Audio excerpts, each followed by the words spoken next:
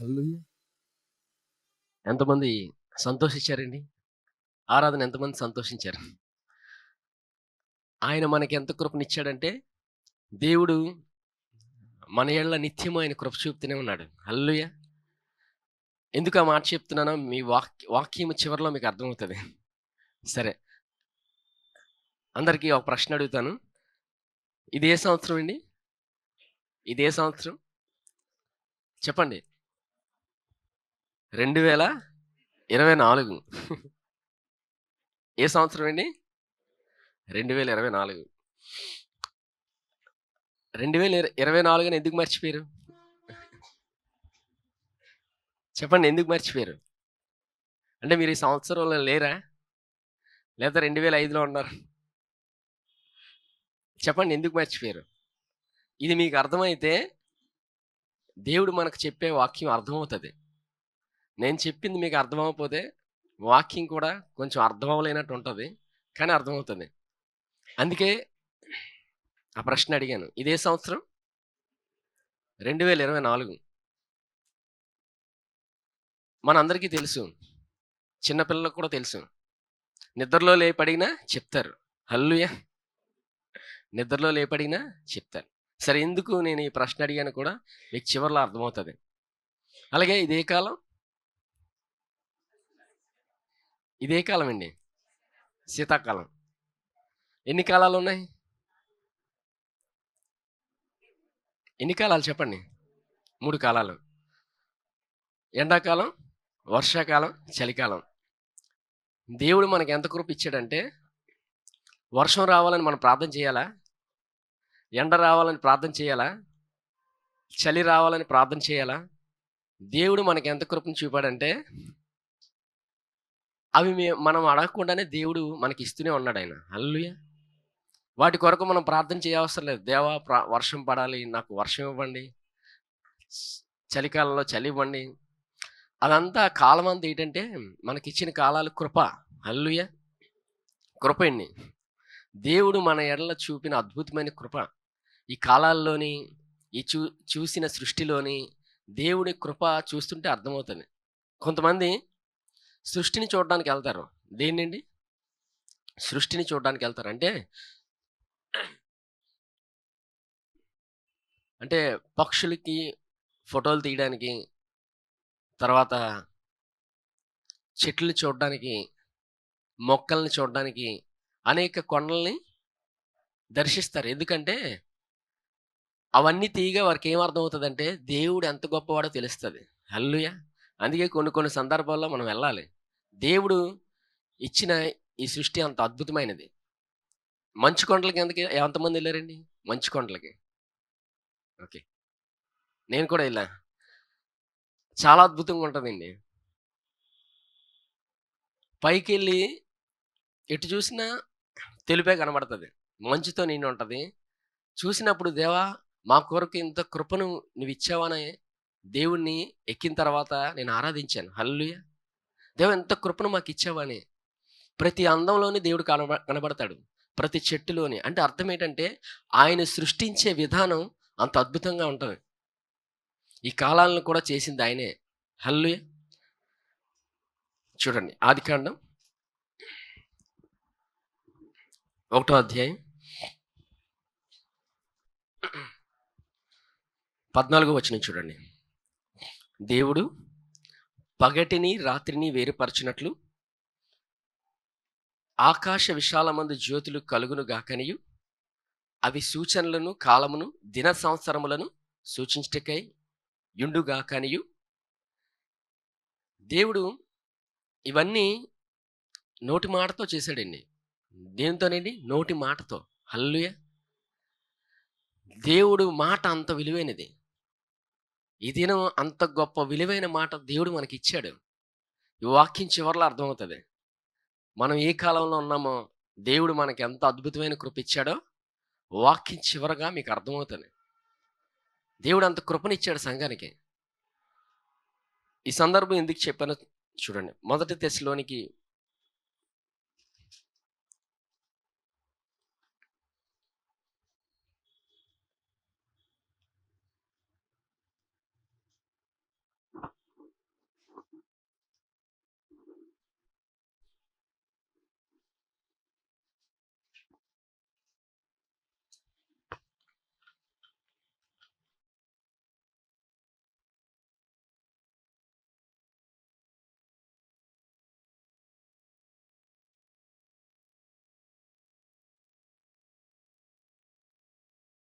Okay.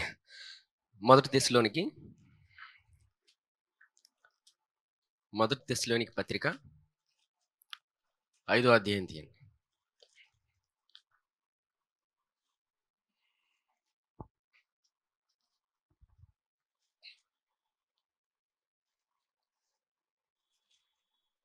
చూడండి 5వ అధ్యాయం మొదటి వచనం. సహోదరులారా, ఆ కాలములను గూర్చి, ఆ సమయములను గూర్చి మీకు వ్రాయనక్కర్లేదు. ఎంతమందికి అర్థమైందండి? ఇక్కడ పౌలు సంఘానికి రాస్తున్నాడు. దేనికోసం? కాలాల గురించి, సమయాల గురించి మీకు వ్రాయనక్కర్లేదని ఈ సంఘంతో మాట్లాడుతున్నాడు. అంటే వారికి తెలుసు వారు ఏ కాలంలో ఉన్నారో. హల్లెలూయా! వారు ఏ కాలంలో ఉన్నారో వారికి తెలుసు కాబట్టి వ్రాయనక్కర్లేదని పౌలు చెప్తున్నాడు ఇక్కడ. ఎందుకంటే ఈ మాట దేవుడు మనకు నేర్పిస్తున్నాడంటే, మనం ఏ కాలంలో ఉన్నామో మనకు తెలిస్తే దేవుని అద్భుతమైన కృపను మనం ప్రతిదినము అనుభవిస్తాం. ప్రతి క్షణం అనుభవిస్తూనే ఉంటాం. అందుకు ఈ కాలం అనేది దేవుడు మన కొరకు నిర్ణయించాడు. కాలాలనేది ఎవరు నిర్ణయించారండి? దేవుడు నిర్ణయించాడు. చూడండి ప్రసంగి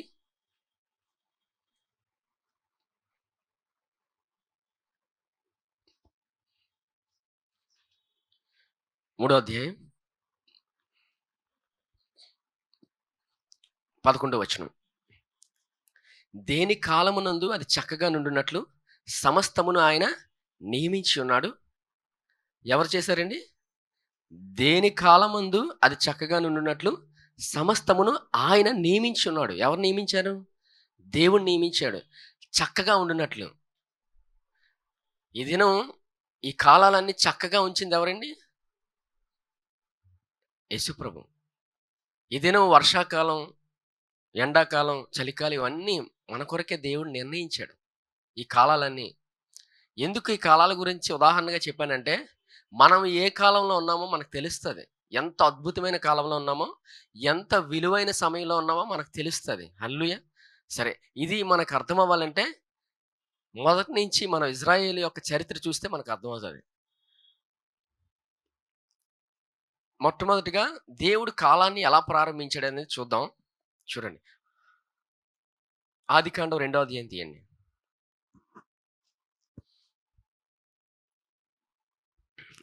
మొదటి వచనం చూడండి. ఆదికాండం 2వ అధ్యాయం మొదటి వచనం. ఆకాశమును భూమియు వాటిలోనున్న సమస్త సమూహమును సంపూర్తి చేయబడును. దేవుడు తాను చేసిన తన పని 7వ దినములోగా సంపూర్తి చేసి, తాను చేసిన తన పని అంతటి నుండి 7వ దినమున విశ్రమించును. దేవుడు భూమిని సృష్టించాడండి.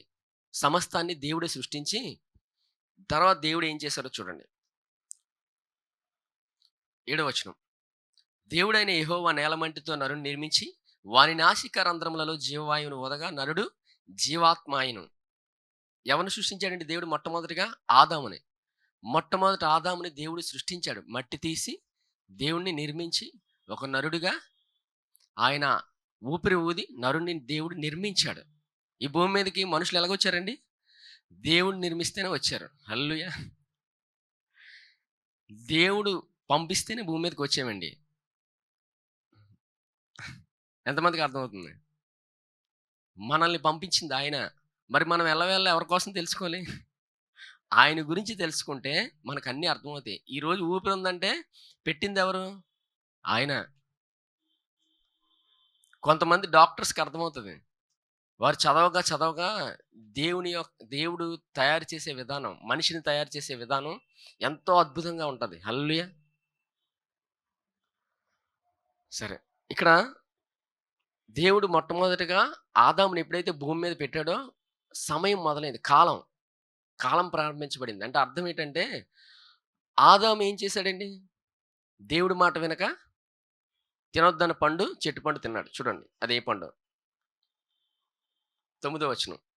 మరియు దేవుడైన యెహోవా చూపునకు రమ్యమైనది, ఆహారమునకు మంచినిదినైన ప్రతి వృక్షమును ఆ తోట మధ్యన జీవవృక్షమును, మంచి చెట్ల తెలివినిచ్చి వృక్షమును నేల నుండి మొలిపించెను. మరియు ఆ తోటను తడుపుటకు ఏదెనులో నుండి ఒక నది బయలుదేరి అక్కడి నుండి చీలిపోయి 4 శాఖలాయెను. మొదటి దాని పేరు పీసోను. అది హవీలా దేశమంతటి చుట్టూ పారుచున్నది. అక్కడ బంగారం ఉన్నది. ఓకే అండి. 15వ వచనం చూడండి. మరియు దేవుడైన యెహోవా నరుని తీసుకొని ఏదెను తోటను సేద్యపరచుటకును దాన్ని కాచుటకును దానిలో ఉంచెను. మరియు దేవుడైన యెహోవా ఈ తోటలో ఉన్న ప్రతి వృక్ష ఫలమును నీవు నిరభ్యంతరముగా తినవచ్చును. అయితే మంచి చెట్ల తెలివినిచ్చు వృక్ష ఫలమును తినకూడదు. నీవు వాటిని తిను దినమున నిశ్చయముగా చచ్చెదవని నరునికి ఆజ్ఞాపించును. ఏ పండు తినొద్దన్నాడండి దేవుడు? మంచి చెట్ల తెలివినిచ్చు వృక్ష ఫలముని తినొద్దన్నాడు దేవుడు. ఏదైతే తినొద్దన్నాడో వారు అదే తిన్నారు. అది ఎప్పుడైతే వారు తిన్నారో దేవుడి నుంచి దూరం అయిపోయారు. ఈ సందర్భం మనకు తెలుసు. మనందరికీ తెలుసు. చిన్నప్పటి నుంచి నేర్చుకుంటున్నాం. కానీ దేవుడు ఇక్కడి నుంచే మొదలుపెట్టాడు. అంటే అర్థం ఏంటంటే, మొదటి ఆదాము దేవుడికి దూరం అయిపోయాడు. దేవుడు విడిచిపెట్టలేదు. మరలా దేవుడు దగ్గరకు తీసుకున్నాడు. తర్వాత ఏం జరిగిందంటే, మొదటి ఆదాము సంతానం మొదలైంది. ఆదాము సంతానం ఎవరండి? మొట్టమొదటిగా చెప్పండి. కయీను, హేబేలు. ఎప్పుడైతే పాపం ప్రవేశించిందో కయీను, హేబేలు జీవితంలో ఏం జరిగింది? అన్న తమ్ముడిని చంపేస్తాడు. కయీను హేబేలుని చంపేస్తాడు. ఇంకా కాలం మొదలైందనమాట. కాలం మొదలవగా మనిషి చాలా భయంకరమైన స్థితికి వెళ్ళిపోయాడు. ఇంకా పాపం విస్తరిస్తూనే ఉంది. పాపం విస్తరించి మనుషులు చంపుకోవడం, అసహించుకోవడం, దేవుడిని గౌరవించకపోవడం, దేవుడికి విలువ ఇవ్వకపోవడం, దేవుడి మాటకు విలువ ఇవ్వకపోవడం, అలాంటి స్థితిలోకి వెళ్ళిపోయినప్పుడు దేవుడు మరలా ఒక మనిషిని ఎంచుకున్నాడు. చూడండి. ఆదికాండం 2వ అధ్యాయం. కాదు, క్షమించండి. ఆదికాండం 6వ అధ్యాయం.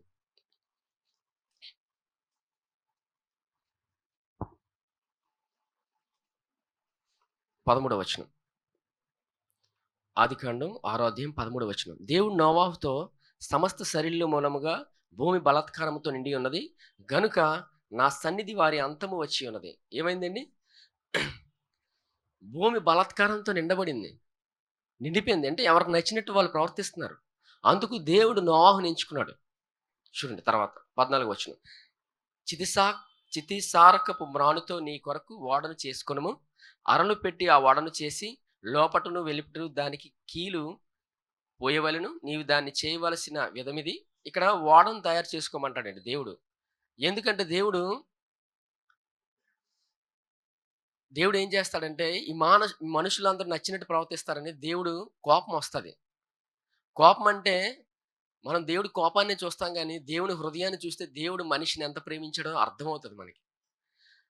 వర్షం దేవుడు అతి భయంకరమైన వర్షాన్ని భూమి మీదకి పంపించాడు. భూమి మీదకి పంపించి అనేక మంది చనిపోతారు. ఒక కుటుంబాన్ని ఎంచుకున్నాడు. ఎవరినండి? నోవాహు కుటుంబాన్ని. ఒక జలప్రళయం వచ్చి విచ్చలవిడిగా వెళ్ళిన ప్రతి మనిషి ఆ వరదలో కొట్టుకుపోతారు. ఒక్క కుటుంబాన్ని దేవుడు ఎంచుకొని దేవుడు ఆ కుటుంబం ద్వారా ఒక సంతానాన్ని మొదలు పెడతాడు. ఇది కాలం అండి. ఇక్కడి నుంచి మొదలు పెడితే నోవాహు దగ్గరికి వచ్చేటప్పుడు ఒక కాలం. మరలా నోవాహు నుంచి ఒక తరం మొదలవుతుంది. నోవాహు నుంచి చూస్తే నోవాహు తర్వాత చాలా విచిత్రాలు జరుగుతాయి. చూడండి. ఆదికాండం 11వ అధ్యాయం.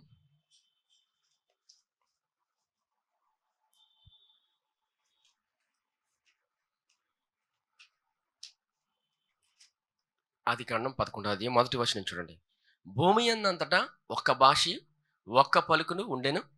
వారు తూర్పున ప్రయాణమై పోచుండగా సీనారు దేశమందొక మైదానము వారికి కనబడెను. అక్కడ వారు నివసించి మనము ఇటుకలు చేసి బాగుగా కాల్చుదము రండని ఒకనితో ఒకడు మాట్లాడుకొనిరి. రాళ్లకు ప్రతిగా ఇటుకలను, అడుసునకు ప్రతిగా మట్టి కీలును వారికి ఉండెను. మరియు వారు మనము భూమి అందంతటా చెదరిపోకుండా ఒక పట్టణమును ఆకాశమునంటు శిఖరము గల ఒక గోపురమును కట్టుకొని పేరు సంపాదించుకుందామని రండని మాట్లాడుకొనగా. సరే, అర్థమైనట్టు చెప్తాను చూడండి.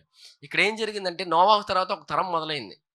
ఒక తరం మొదలైన తర్వాత ఈ మనుషులు ఏం చేశారంటే విచిత్రంగా, మనం ఎక్కడికి వెళ్ళొద్దు, మనందరం ఒక దగ్గర ఉందాం, చెదిరిపోవద్దు అని ఆలోచించుకొని ఒక గోపురాన్ని కడదామని ప్రయత్నిస్తారు. చాలా ఎత్తు కడదామని వారి ఆలోచనలో ఉంది, ప్రయత్నిస్తారు. ఎంత ఎత్తు అంటే ఎంత ఎత్తు కట్టినా ఆకాశాన్ని అంటుకోదు. అది ఒకవేళ మధ్యలోకి వెళ్ళినా అంత ఎత్తుకే కట్టలేరు వాళ్ళు. కానీ వాళ్ళు ఏమనుకుంటున్నారు? వారి అత్యాశ కడదాం అనుకుంటున్నారు. వాళ్ళ ఉద్దేశం ఏంటంటే చెదిరిపోకుండా, అంటే మనం ఎక్కడికి వెళ్ళకూడదు, ఒక్క పట్టణంగానే ఉందాం, ఒక దగ్గరే ఉందాం, దేవుడు ఏం చెప్పాడండి? దేవుడు ఏం చెప్పాడు? ఆదికాండం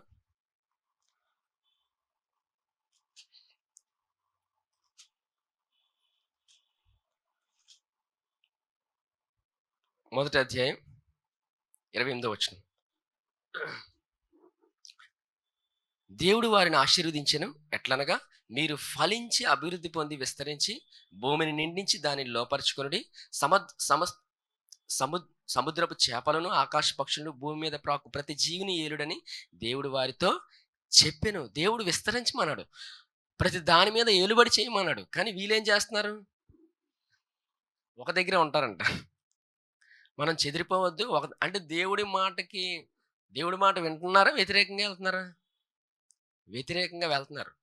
అప్పుడు దేవుడు చూశాడు. దేవుడు చూసి ఇలా కాదని దేవుడు వచ్చి భాష మార్చాడు. ఇప్పుడు ఒక భాషే ఉండేది, అనేక భాషలు ఇప్పుడు ఎందుకు వచ్చాయంటే అక్కడ మార్పిడి జరిగింది. వీరు ఎప్పుడైతే గోపురం కడుతున్నారో, ఒకరికేమో ఉదాహరణకండి, ఒకరికేమో వాళ్ళది హీబ్రూ భాష అనుకో, ఒక భాష మాట్లాడతారు, ఒక భాషలో వెళ్తున్నారు వాళ్ళు.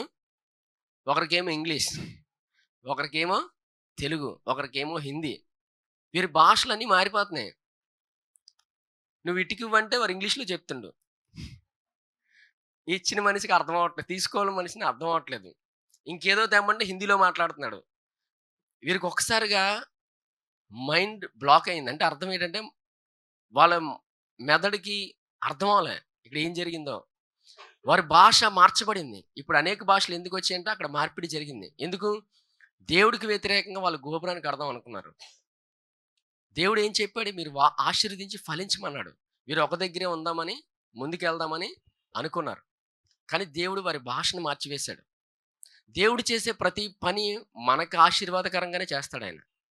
మనల్ని ప్రేమించే చేస్తాడండి. కానీ దేవుని హృదయం తెలుసుకోకపోతే, దేవుని కృపను తెలుసుకోకపోతే, ప్రాముఖ్యంగా దేవుని తప్పుగా అర్థం చేసుకుంటారు. దేవుని కృపను తెలుసుకోకపోతే దేవుని తప్పుగా అర్థం చేసుకుంటారు. ఆయన హృదయం ఏంటండి? మన కొరకు ఆయన ప్రాణాన్ని ఇచ్చాడు ఆయన.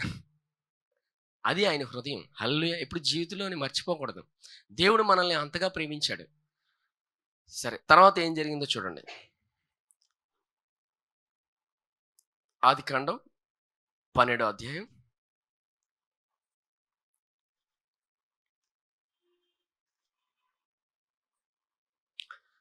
ఆదికాండం 12వ అధ్యాయం చూడండి, మొదటి వచనం. యెహోవా, నీవు లేచి నీ దేశము నుండి, నీ బంధువుల యొద్ద నుండి, నీ తండ్రి ఇంటి నుండి బయలుదేరి నేను నీకు చూపించు దేశమునకు వెళ్ళుము. నిన్ను గొప్ప జనముగా చేసి నిన్ను ఆశీర్వదించి నీ నామమును గొప్ప చేయుదును. నీవు ఆశీర్వాదముగా నుందువు. నిన్ను ఆశీర్వదించి వారిని ఆశీర్వదించెదను, నిన్ను దూషించి వారిని శపించెదను. భూమి యొక్క సమస్త వంశములు నీ యందు ఆశీర్వదించబడినని అబ్రహాముతో అనగా. ఎవరితో అన్నాడండి దేవుడు? అబ్రహాంతో అన్నాడు. అక్కడ ఏం జరిగింది? దేవుడు మొదటి ఆదాము దగ్గర మొదలైంది. మనుషులు చంపుకుంటున్నారు, విచ్చలవిడిగా ప్రవర్తించారు. దేవుడు జలప్రలయం పంపించిన ముందు ఒక కుటుంబాన్ని ఎంచుకున్నాడు, నోవాహుని ఎంచుకున్న తర్వాత మరలా సంతానం మొదలైంది. మనుషులు ఏం చేశారు? దేవుడికి వ్యతిరేకంగా వెళ్ళి గోపురం కడదాం అనుకున్నారు. దేవుడు భాషను మార్చాడు. మరలా వాళ్ళు ఏం చేస్తున్నారు? వారి సంతతి విస్తరించి మళ్ళీ వారు నచ్చినట్టు ప్రవర్తిస్తున్నారు. ప్రవర్తించిన తర్వాత దేవుడు మరలా ఒక మనిషిని ఎంచుకున్నాడు. సరే, దేవుడు హృదయం ఏంటి అది? అబ్రహాంని ఎంచుకున్నాడు దేవుడు. ఎవరిని ఎంచుకున్నాడు? అబ్రహాంని ఎంచుకొని, నిన్ను నేను ఆశీర్వదిస్తాను, నిన్ను గొప్ప జనముగా చేస్తాను, నిన్ను నేను దీవిస్తాను, నీ సంతానాన్ని విస్తరింపజేస్తాను అని దేవుడు ఏ మాట అయితే ఇచ్చాడో అబ్రహాముకి ఇచ్చిన వాగ్దానం నెరవేరింది. హల్లెలూయా. దేవుడు మాట ఇచ్చాడంటే చేస్తాడండి. ఎంతమందికి అర్థమవుతుంది? దేవుడు మాట ఇచ్చాడంటే ఆయన చేస్తాడు. ఇక్కడ అబ్రహాం సంతానం మొదలయ్యి విస్తరించిన తర్వాత మధ్యలోని మరలా విచిత్రంగా ప్రవర్తిస్తారు మనుషులు. అప్పుడు ఏ స్థితి వచ్చిందో చూడండి. నిర్గమ 1వ అధ్యాయం 9వ వచనం. ఏం జరిగిందో చూద్దాం.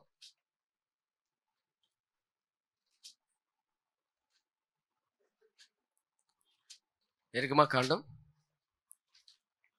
1వ అధ్యాయం 9వ వచనం. అతడు తన జనులతో ఇట్లనెను, ఇదిగో ఇజ్రాయేలు సంతతి అయిన ఈ జనము మనకంటే విస్తారముగాను బలిష్టముగాను ఉన్నది. వారు విస్తరించుకుంటున్నట్లు మనం వారి ఎడ్ల యుక్తిగా జరిగించదు రండి. లేని ఎడ్ల యుద్ధము కలుగునప్పుడు కూడా మన శత్రువులతో చేరి మనకు విరోధముగా యుద్ధము చేసి ఈ దేశములో నుండి వెళ్ళిపోదురేమో అనెను. కాబట్టి వారి మీద పెట్టిన భారములలో వారిని శ్రమ పెట్టుటకు పెట్టి పనులు చేయించే అధికారులను వారి మీద నియమింపగా వారు ఫరో కొరకు ధాన్యాదులను నిలువ చేయ పితోము రామేశేషను పట్టణములను కట్టిరి. అయినను ఐగుప్తులు వారిని శ్రమ పెట్టిన కొలది వారు విస్తరించి ప్రబలిరి గనుక వారు ఇజ్రాయేలీల ఎడల అసహ్యపడిరి. ఇజ్రాయేలీల చేత ఐగుప్తులు కఠినముగా సేవ చేయించుకొనిరి. సరే, సందర్భం చెప్తాను చూడండి. ఇక్కడ అబ్రహాం తర్వాత మరలా ప్రజలు విస్తరించారు. ఆ సందర్భంలోని మీకు యోసేపు జీవితం కనబడుతుంది. అబ్రహాం, ఇస్సాకు, యాకోబు జీవితం కనబడుతుంది. యాకోబు యొక్క కుమారుడు యోసేపు జీవితం కనబడుతుంది. ఇలా విస్తరిస్తున్నారన్నమాట. విస్తరించగా ఈ ఐగుప్తులోని వీళ్ళు ఉన్నారు కాబట్టి ఈ ఐగుప్తులు ఏం చేశారంటే వీరు విస్తరిస్తున్నారు, బహుగా విస్తరిస్తున్నారు. చివరికి మన మీద తిరుగుబాటు చేస్తారు. అలా కాదు, వీరిని మనం బానిసలుగా చేసుకుందామని వారితో వెట్టి చాకరీలు చేయించుకుంటారు. దేవుడు హృదయం చూడండి. ఇక్కడ ప్రజలు విస్తరిస్తున్నారు. అబ్రహాంకు దేవుడిచ్చిన వాగ్దానం, నీ జనాన్ని నీ సంతతిని గొప్ప జనముగా చేస్తాడని. ప్రజలందరూ విస్తరిస్తూనే ఉన్నారు. విస్తరించగా శత్రువు వారి మీద దాడి చేయడానికి మొదలుపెట్టాడు. ఎవరు? ఐగుప్తీయులు. దాడి చేసి వారిని బానిసలుగా మార్చుకున్నారు. బానిసలుగా మార్చుకున్న తర్వాత దేవుడు వారిని కాపాడతాడు. హల్లెలూయా. దేవుని హృదయం అండి. ఎలా కాపాడతాడంటే, వీరు ఐగుప్తీయులు బానిసలుగా ఉన్నప్పుడు దేవుడు మరలా ఒక వ్యక్తిని ఎంచుకుంటాడు. ఎవరు ఆ వ్యక్తి? మోషే. మనందరికీ తెలుసు. మోషేని దేవుడు ఎంచుకొని ఇజ్రాయేల్ ప్రజల్ని విడిపిస్తాడు. హల్లెలూయా. సరే, దేవుని హృదయాన్ని వాక్యంలో చూస్తే మనకు అర్థమవుతుంది దేవుడు మన ఎడల ఎంత కృప చూపుతున్నాడో. వీరందరినీ దేవుడు ఐగుప్తి చెర నుంచి విడిపించాడు. ఆయన మొదట ఏం చేశారు? విచ్చలవిడిగా దేవుడికి వ్యతిరేకంగా ప్రవర్తించారు. ఒక సందర్భంలో భాష మార్చినప్పటికీ, సంతానం మొదలైనప్పటికీ అబ్రహాంని ఎంచుకొని నీ సంతానాన్ని గొప్ప జనముగా చేస్తాను అని దేవుడు వాగ్దానం చేశాడు. వారి సంతానం మొదలైంది, చెరలోకి వెళ్ళిపోయారు. మరలా ఎవరు కాపాడారు? దేవుడే కాపాడారు. చూసారా? ఇక్కడ దేవుని హృదయం చూడండి. దేవుడికి వ్యతిరేకంగా వెళ్తున్నాడు మనిషి, అయినా దేవుడు వారిని ఆశీర్దిస్తున్నాడు. దేవుడికి వ్యతిరేకంగా చేస్తున్నారు, దేవుడు వారిని దీవిస్తున్నాడు. ఇటువంటి స్థితిలోకి వెళ్ళినా దేవుడు వారిని కాపాడుతూనే ఉన్నాడు. హల్లెలూయా. సరే, తర్వాత ఏం జరిగిందంటే, ఒక సందర్భం వచ్చేటప్పటికి సనుగు మొదలు పెడతారు. చూడండి, నిర్గమకాండం 17వ అధ్యాయం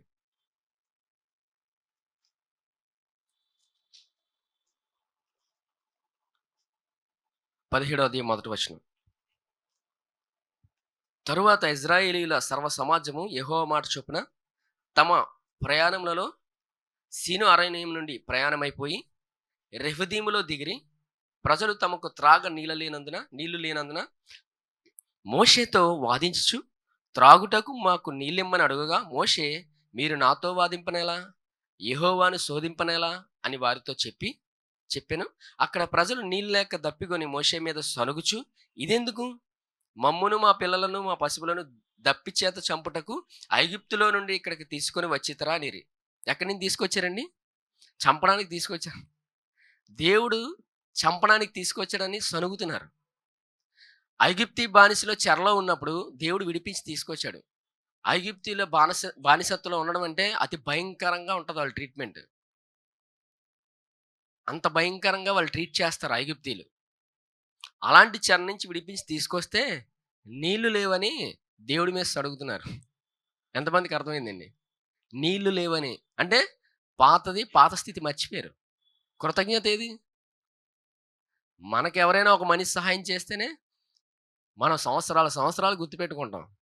కానీ ఇక్కడ ఇజ్రాయేలు ప్రజలు దేవుడు ఎంత మేలు చేసినప్పటికీ మర్చిపోయారు. నీళ్ళ కోసం సనుగుతున్నారు. సరే, దేవుడు ఏం చేశారు అప్పుడు? దేవుడు వీరి ఎడల కృప చూపాడు. ఆయన అనేక సందర్భాల్లో ఆయన నీళ్లు లేనప్పుడు దేవుడు వారికి నీరునిచ్చారు.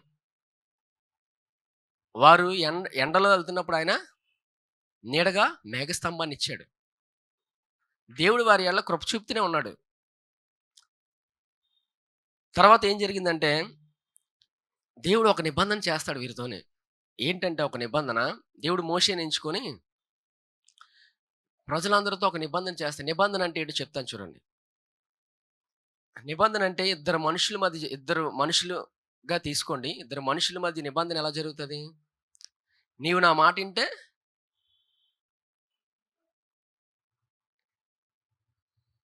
వారికి అనుకూలంగా మనం ప్రవర్తిస్తాం. వారు మన మాట వింటే మనం వారికి అనుకూలంగా ప్రవర్తిస్తాం. అవునా? వినకపోతే ప్రవర్తించం. అంటే ఇక్కడ ఏంటంటే నిబంధన కోసం ఉదాహరణ ఎందుకు చెప్పానంటే ఇద్దరి మధ్య దేవుడు ఇజ్రాయేల్ ప్రజలతో ఒక నిబంధన చేస్తాడు. ఇక్కడ దేవుడు వారికి ఏమడిగినా ఇస్తాడు. ఏమడిగినా దేవుడు వారికి ఇస్తాడు. మరి దేవుడికి ఇచ్చిన మాటను వీరు నిలబెట్టుకోలేదు. దేవుడికి వారు ఇస్తారు ఒక మాట, ఏంటి ఆ మాట? మేము అన్నీ చేయగలం, మేము 10 ఆజ్ఞలు పాటిస్తాం. చేయగలిగారా? చేయలేకపోయారు. కానీ మరలా దేవుడు కృప చూపాడు. దేవుడికి మాట ఇచ్చారు, చేయలేకపోయారు. దేవుడే కృప చూపాడు. ఎలాగా? బలియార్పణ తీసుకొచ్చాడు ఆయన. హల్లెలూయా. ఎందుకంటే దేవుడు మాట వినకపోతే పాత నిబంధనలో శాపం వచ్చేది. వాళ్ళకి ఏమొచ్చేదండి?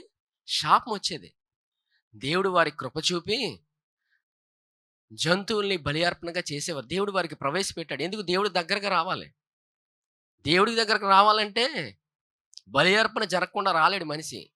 ఎందుకు? వారిలో పాపం ఉంది. బలియార్పణ జరగగానే వారు చేసిన పాపానికి ఆ కొంత సమయానికి వీరికి బదులుగా ఒక జంతువు బలి అయిపోయింది. అందుకు కొంత సమయం వరకు దేవుడు దగ్గరగా అంతే. అంతవరకు తర్వాత మళ్ళీ దేవుడికి మరలా జంతువుని తెచ్చుకోవడమే. మరలా ఈ గొర్రెనో మేకనో వధించాలి, ఒక ఎద్దునో వధించాలి వాళ్ళు. దేవుడు వారికి ఇచ్చాడు. మరలా కొన్ని సంవత్సరాలు అయింది. సుమారుగా 1500 సంవత్సరాలు గడిచింది. ఈ 1500 సంవత్సరాల్లో వాళ్ళు ప్రయాసపడుతూనే ఉన్నారు. యేసుప్రభు వచ్చిన దాకాన. యేసుప్రభు కాలం కూడా ధర్మశాస్త్ర కాలమే. అందుకే యేసుప్రభు వారు ఎవరినైనా స్వస్థపరిస్తే ఏమంటారు? విశ్రాంతి దినాన్న ఇది ఎంతవరకు స్వస్థపరచడం కరెక్ట్ అని అడుగుతారు యేసుప్రభుని. ఆయన ధర్మశాస్త్రాన్ని నెరవేర్చడానికి వచ్చారు. ఎందుకు వచ్చారండి? ధర్మశాస్త్రాన్ని ఆయన నెరవేర్చడానికి వచ్చారు. వీళ్ళేం చేస్తారు? యూదులు మేము చేయగలం, మేము పాటించగలం అని ప్రయత్నించారు కానీ చేయలేకపోయారు. చేస్తామనుకొని ప్రయత్నించారు కానీ చేయలేకపోయారు. అందుకే కాలం సంపూర్ణమైనప్పుడు ఎవరు వచ్చారండి? గలతీయులకు రాసిన పత్రిక తీయండి. గలతీయులకు 4వ అధ్యాయం.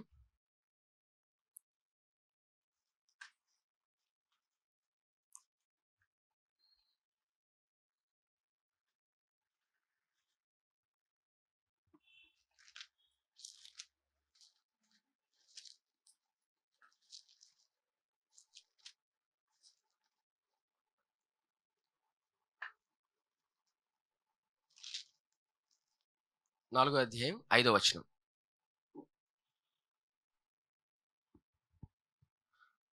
అయితే 4వ అధ్యాయం 4వ వచనం అండి. అయితే కాలము పరిపూర్ణమైనప్పుడు దేవుడు తన కుమారుని పంపెను. ఆయన స్త్రీ యందు పుట్టి మనము దత్తపుత్రులము కావాలని ధర్మశాస్త్రమునకు లోబడి ఉన్న వారిని విమోచించుటకై ధర్మశాస్త్రమునకు లోబడిన వాడు ఆయన. దేనికి లోబడ్డాడండి ఆయన? ధర్మశాస్త్రానికి అంటే ధర్మశాస్త్రాన్ని ఆయన నెరవేర్చాడు. హల్లెలూయా. ఏం నెరవేర్చాడండి? ధర్మశాస్త్రం అంతటిని ఆయన నెరవేర్చాడు. ఎప్పుడు? కాలము పరిపూర్ణమైనప్పుడు. అంటే అర్థం ఏంటంటే కాలము అక్కడితో నిర్ణయించబడింది. ఎప్పటి వరకు?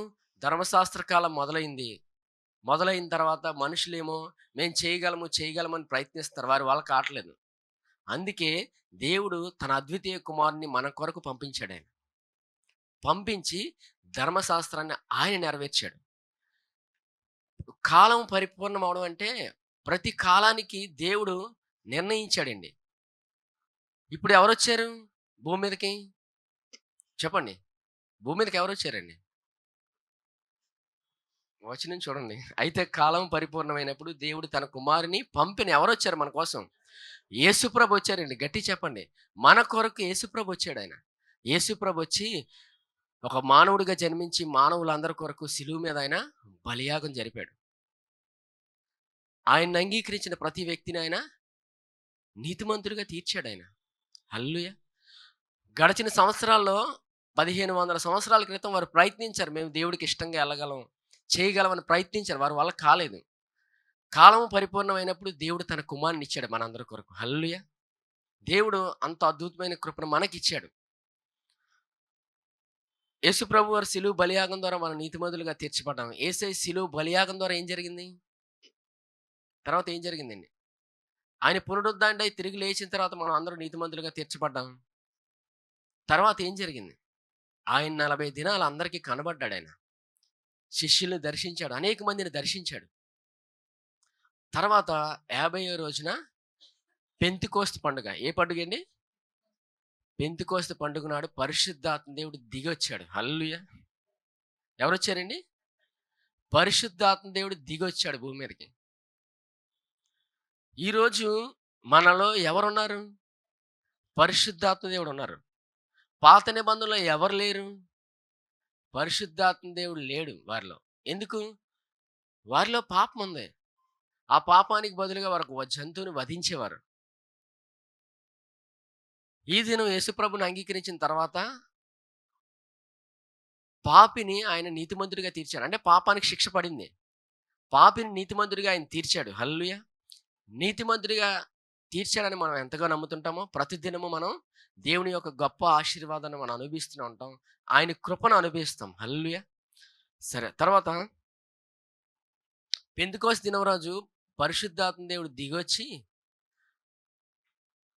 వారిని సర్వసత్యంలోకి నడిపించాడు. అంటే ఇప్పుడు మనందరిలో ఎవరున్నారు? పరిశుద్ధాత్మ దేవుడు ఉన్నారు. మొదటి యోహాను 4వ అధ్యాయం 4వ వచనం.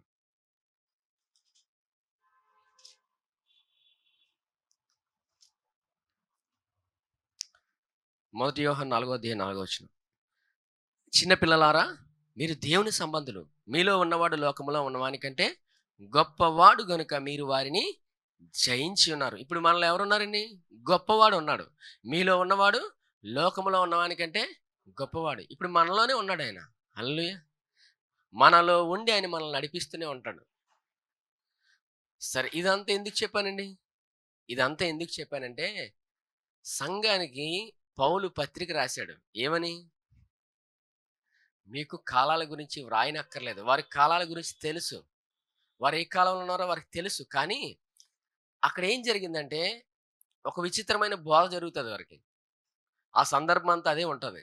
చూద్దాం, చూడండి.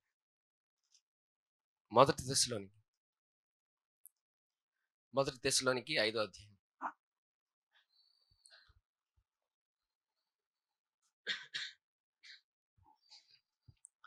మొదటి తెస్సలోనికి పత్రిక 5వ అధ్యాయం చూడండి, మొదటి నుంచి.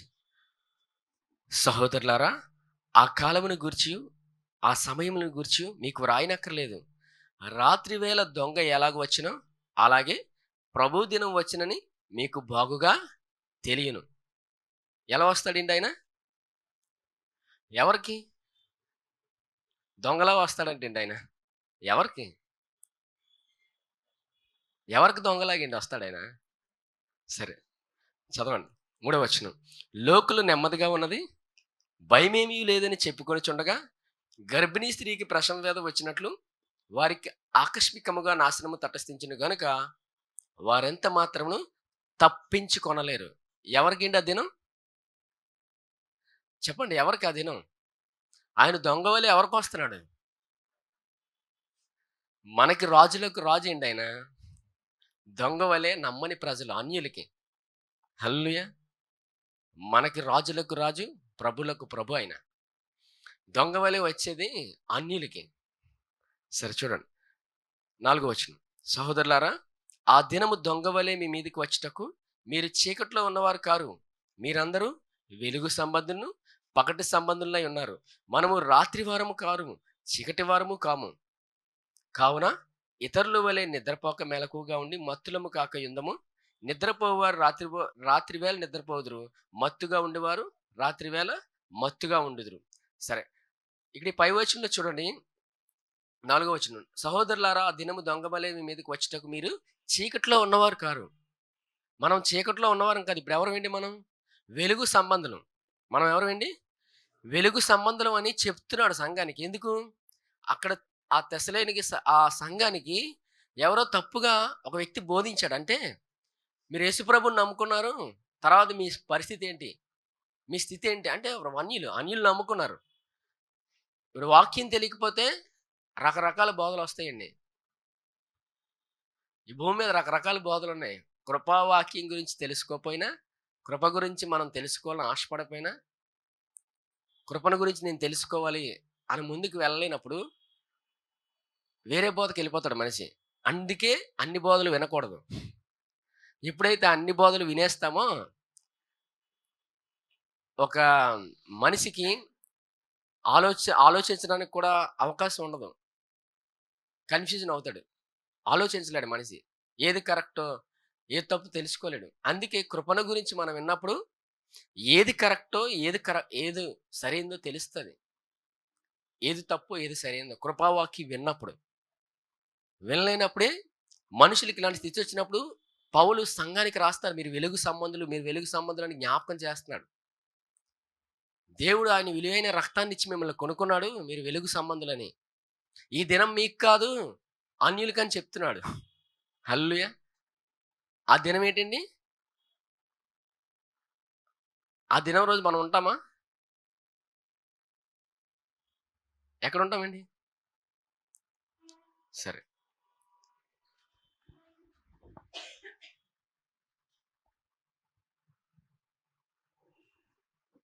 రెండో అధ్యాయం తీయండి. మొదటి దశలోనికి రెండో అధ్యాయం.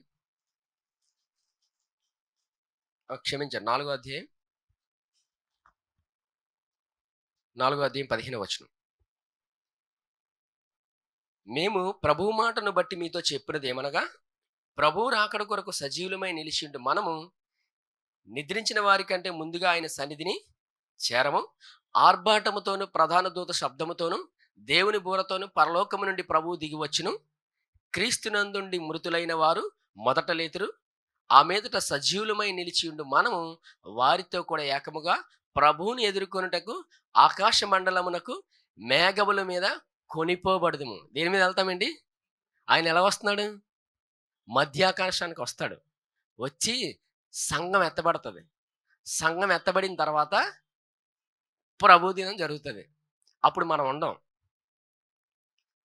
మనం ఆయనతో పాటు పరలోకంలో ఉంటాం. హల్లెలూయా! దేవుడు అంత కృపనిచ్చాడు. ఈ భూమి మీద 7 సంవత్సరాల శ్రమ ఉంటది. ఎవరికి? ఆయన నమ్మని ప్రజలకి.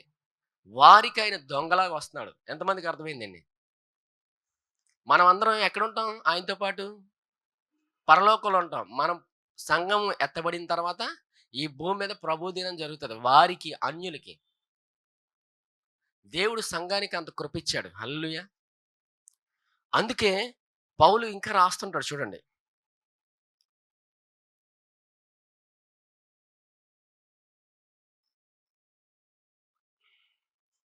పదమూడవ వచనం.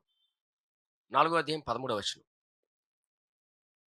సహోదరులారా, నిరీక్షణ లేని ఇతరుల వలె మీరు దుఃఖపడకుండు నిమిత్తము నిద్రించి వారిని గురించి మీకు తెలియకుండుట మాకిష్టం లేదు. ఇక్కడ ఏం చెప్తున్నాడు? నిరీక్షణ లేని ఇతరుల వలె ఉండొద్దు అంటున్నాడు. మీకింత గొప్ప నిరీక్షణ ఉందని, దేవుడు ఇంత కృపనిచ్చాడు సంఘానికి, మీరు నిరీక్షణ లేని ఇతరుల వలె ఉండొద్దని.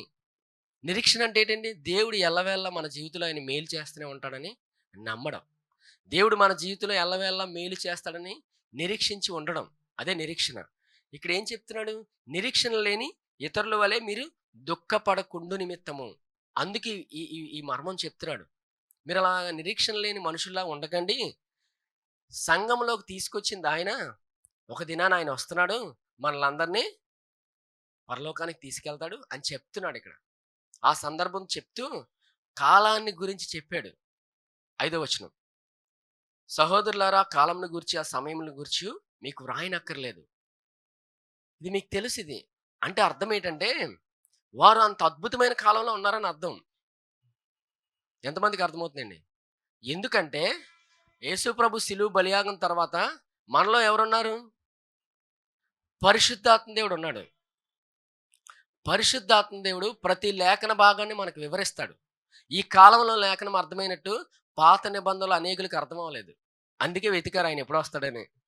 ఎంతమందికి అర్థమవుతుందండి? పాత నిబంధనలో వారు వెతికారు, ఎవ్వరికి అర్థం అవ్వలేదు. కానీ దేవుని హృదయానుసారి చూశాడు ఒకడు. ఎవరు? దావీదు. హల్లెలూయా! దేవుడు కృప ఇచ్చాడు. అందుకే నా హృదయానుసారుడు అని దావీదుని పిలిచాడు దేవుడు. కీర్తనలో ప్రతి లేఖన భాగంలో యేసుప్రభు కనబడుతుంటాడు.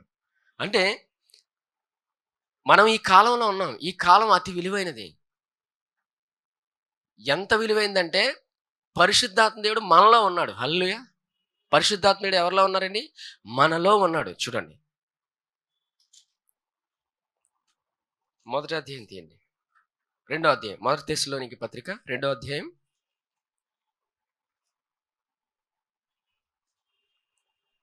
13వ వచనం. ఆ హేతువు చేతను మీరు దేవుని గురించిన వర్తమాన వాక్యం మా వలన అంగీకరించినప్పుడు మనుషుల వాక్యమని ఎంచక అది నిజముగా ఉన్నట్టు దేవుని వాక్యమని దానిని అంగీకరించేది గనుక మేమును మానక దేవునికి కృతజ్ఞతాస్తుతులు చెల్లించున్నాము. ఆ వాక్యమే విశ్వాసులైన మీలో కార్యసిద్ధి కలుగజేయుచున్నది. ఆ వాక్యం ఏం చేస్తుందండి? మనలో కార్యసిద్ధి కలుగు చేస్తుంటుంది.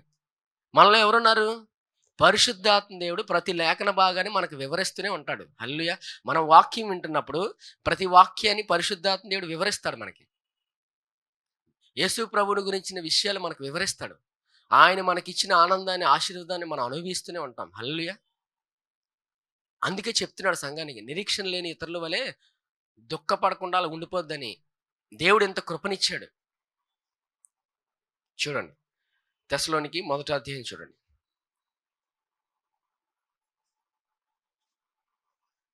6వ వచనం. పరిశుద్ధాత్మ వల్ల కలుగు ఆనందముతో గొప్ప ఉపద్రవమందు మీరు వాక్యమును అంగీకరించి, చూసారా, మమ్మును ప్రభువును పోలి నడుచుకుని వారైతిరి. కాబట్టి మాసిదోనియాలోను అఖయాలోను విశ్వాసులందరికీ మాదిరైతిరి. ఎందుకనగా మీ యొద్ద నుండి ప్రభు వాక్యము మాసిదోనియాలోను అఖయాలోను మ్రోగెను. అక్కడ మాత్రమే గాక ప్రతి స్థలమందును దేవుని ఎడల ఉన్న మీ విశ్వాసము వెల్లడాయను గనుక మేమేమి చెప్పవలసినవి ఆవశ్యకము కాలేదు.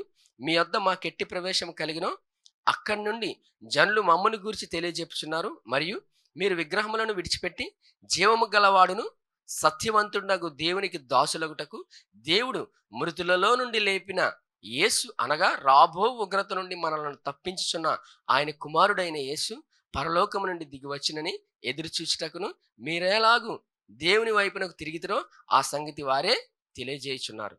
ఎంతమందికి అర్థమైందండి? మనందరి కొరకు ఆయన వస్తున్నాడు. ఇక్కడ చూసారా, రాబో ఉగ్రత నుండి తప్పించాడు ఆయన. ప్రతిదినము తప్పిస్తూనే ఉన్నాడు ఆయన.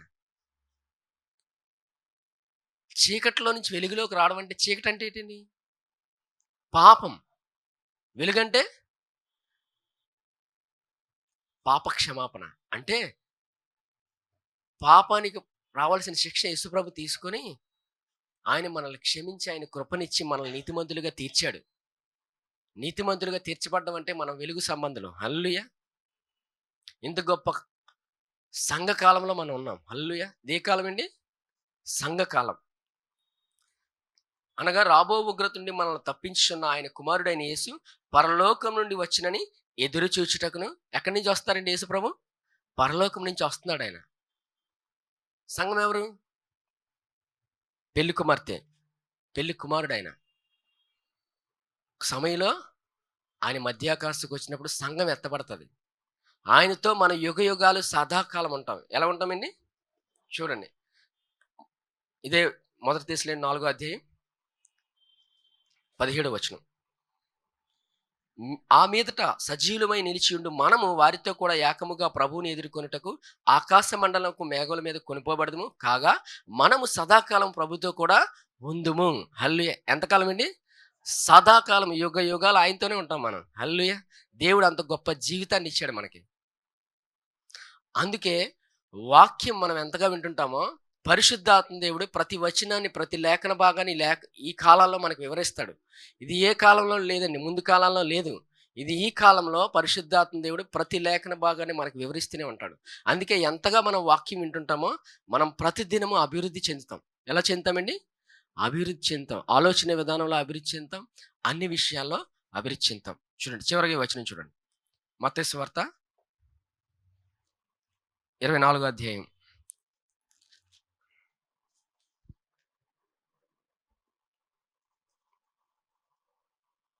24వ అధ్యాయం 35వ వచనం. మత్తయి సువార్త 24వ అధ్యాయం 35వ వచనం. ఆకాశమును భూమియు గతించును గాని నా మాటలు ఏ మాత్రమును గతింపవు. ఏం గతిస్తాయండి? ఆకాశమును భూమి గతిస్తుంది. ఎవరి మాటలు ఉంటాయి? ఆయన మాటలు ఎంత మాత్రం గతింపవంటే ఆయన మాటలు శాశ్వతమైనవి. యుగ యుగాలు ఉంటాయి ఆయన మాటలు. శాశ్వతం ఆయన మాటలు వింటూనే ఉంటాం మనం. హల్లెలూయా! ఎంతమందికి అర్థమవుతుందండి? ఆయన మాటలు మనం ఎంతగా వింటుంటామో మనం ప్రతిదినం అభివృద్ధి చెందుతాం. దేవుడు అంత గొప్ప సంఘానికి అంత కృపనిచ్చాడు. ఇదే సంఘకాలం. ఏ కాలం అండి ఇది? ఈ కాలం గురించి మీకు వ్రాయనక్కర్లేదని సంఘంతో చెప్తున్నాడు. ఇదే సంఘకాలం. హల్లెలూయా! ఈ సంఘకాలంలో పరిశుద్ధాత్మ దేవుడు మనకు వాక్యాన్ని బోధించి నేర్పిస్తాడు ఆయన. అందుకే మొట్టమొదటిగా ఒక ప్రశ్న అడిగాను. ఏ కాలం, ఏ సంవత్సరం అని అడిగాను? ఇది ఏ సంవత్సరం అండి? 2024 అని మనం మర్చిపోం. అవునా?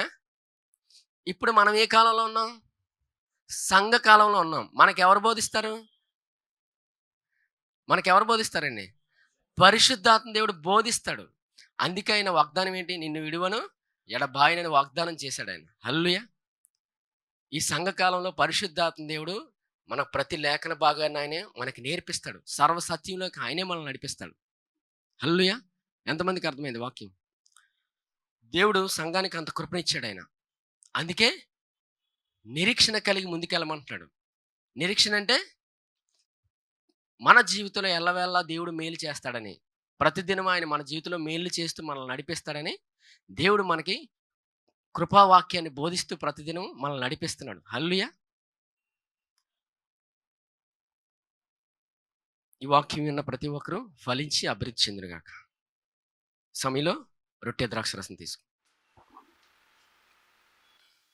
ఈ రొట్టె ఆయన శరీరానికి సాదృశ్యంగా ఉంది. ప్రతి మానవుడు రక్షించబడాలని ఆయన శిలువ మీద శరీరంలో ప్రతి శిక్షను భరించాడు ఆయన. ప్రతి వేదనను భరించాడు. ప్రతి బాధను భరించాడు ఆయన. అంత కృపను మనకు చూపాడు ఆయన. అంత కృపనిచ్చాడు. అంత ప్రేమను చూపాడు ఆయన. అంతగా మనల్ని ప్రేమించాడు ఆయన. ఆ ప్రేమను వివరించలేనిది, ఆ ప్రేమను మనం వర్ణించలేనిది, ఏ మానవుడు వర్ణించలేడు. పరిశుద్ధాత్మ దేవుడు మాత్రమే వర్ణించగలవాడు ఆయన. ఆయన మాత్రమే వర్ణించగలడు ఆయన ప్రేమను, ఆయన కృపను ఆయన మాత్రమే వర్ణించగలడు. ఈ సమయంలో ఎవరైనా మానసికంగా కానీ శారీరకంగా కానీ బాధపడుతుంటే ఆయన పొందిన దెబ్బల వలన నాకు స్వస్థ కలిగును అని నమ్మి ఈ రొట్టెను తీసుకోండి.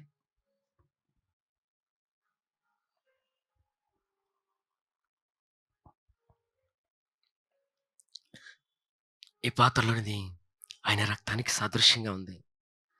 ప్రతి మానవుడు రక్షించబడాలని ఆయన రక్తాన్ని ఎంతగానో చిందించాడు, అంతగా ప్రేమించాడు. దేవుడు లోకమును ఎంతో ప్రేమించెను, కాగా తన అద్వితీయ కుమారునిగా పుట్టిన వాని యందు విశ్వాసముంచు ప్రతి ఒక్కడు నశింపక నిత్య జీవం పొందినట్లు ఆయనను అనుగ్రహించెను. మనందరి కొరకు దేవుడు తన అద్వితీయ కుమారుని అనుగ్రహించాడు. మనందరి కొరకు ఆయన సిలువెక్కాడు, రక్తమంతా చిందించాడు. అంతగా ప్రేమించాడు ఆయన. సంఘాన్ని అంతగా ప్రేమించాడు. ఈ దినం గొప్పగా మనల్ని దీవించాడు ఆయన. సంఘంలోనికి ఆయన తీసుకొచ్చాడు, చేర్చాడు ఆయన, సంఘకాలంలో ఉంచాడు. పరిశుద్ధాత్మ దేవుడు మనలో ఉండి ప్రతి మర్మాన్ని మనకి బోధిస్తున్నాడు, వాక్యాన్ని వివరిస్తున్నాడు. ఆయన ఇంత కృపనిచ్చాడు సంఘానికి. ఈ సమయంలో నేను క్రీస్తు యేసునందు దేవుని నీతిని నమ్మి ఈ పాత్రలోని తీసుకోండి.